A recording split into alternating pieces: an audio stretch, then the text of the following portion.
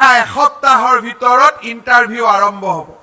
মই ধেমাজিৰ ডিসি কৈছো যে 45 দিনৰ ভিতৰত মোক ইন্টাৰভিউ পাতি শেষ কৰি দিয়ক। এতিয়া আমি আৰু আগবাঢ়ি যাব খুজিছো।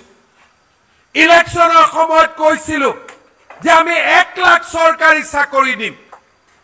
95,000 পাৰ কৰিলো আৰু 5,000 চাকৰি দিলে মোৰ দায়িত্ব শেষ হৈ যায়। কিন্তু মোৰ দায়িত্ব শেষ হ'ব, নিবনুৱাটো থাকি যাব।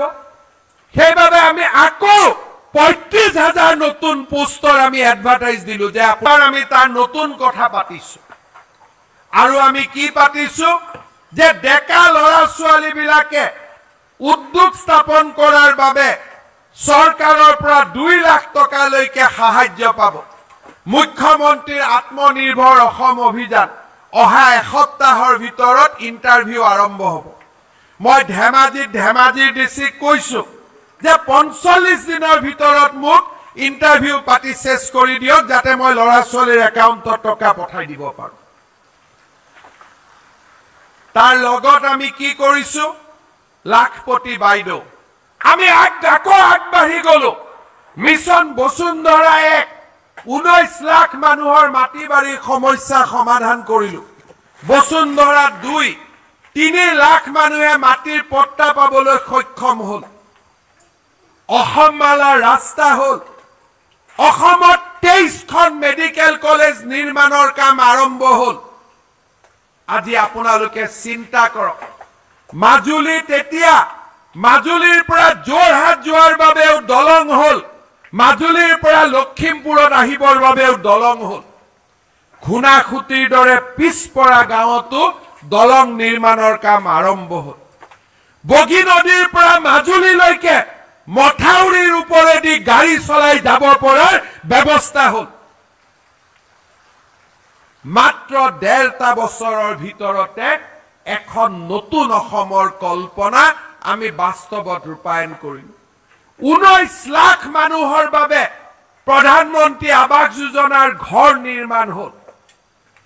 চাওঁতে চাওঁতে অসমৰ দৰিদ্ৰ দুখীয়া পৰিয়ালসমূহৰ মাজত এটা নতুন আশা আকাংক্ষাৰ পৰিৱেশ সৃষ্টি হল। 80 লাখ পৰিয়াল দৰিদ্ৰতাৰ কবলৰ পৰা মুক্ত হল। আজি লাখ লাখ ল'ৰা ছোৱালীয়ে কলেজত নামভৰ্তিৰ বাবে এপইচা নিদিয়াকৈ নামভৰ্তি কৰিব পৰা হল। এখন নতুন অসমৰ আৰম্ভণি হল। এতিয়া আমি আৰু আগবাঢ়ি যাব খুজিছো। ইলেকশনৰ সময়ত কৈছিলো যে আমি 1 লাখ চৰকাৰী চাকৰি দিম। 95,000 পাৰ কৰিলো আৰু 5,000 চাকৰি দিলে মোৰ দায়িত্ব শেষ হৈ যায়।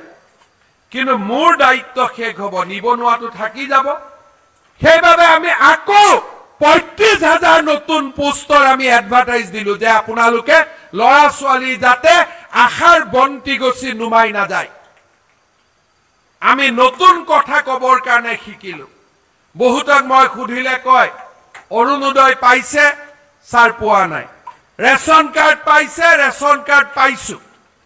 তাৰ মানে ৰেশন কাৰ্ড থকা পৰিয়ালবিলাককে যদি আমি অৰুণোদয়টো দিব পাৰো, তেতিয়াহ'লেতো সকলোৱে অৰুণোদয় পাই যাব। এইবাৰ আমি নতুনকৈ চিন্তা কৰাৰ আৰম্ভ কৰিছো যে ৰেশন কাৰ্ড থকা পৰিয়ালবিলাকক আমি অৰুণোদয়ৰ লগত দি দিব পাৰো নেকি।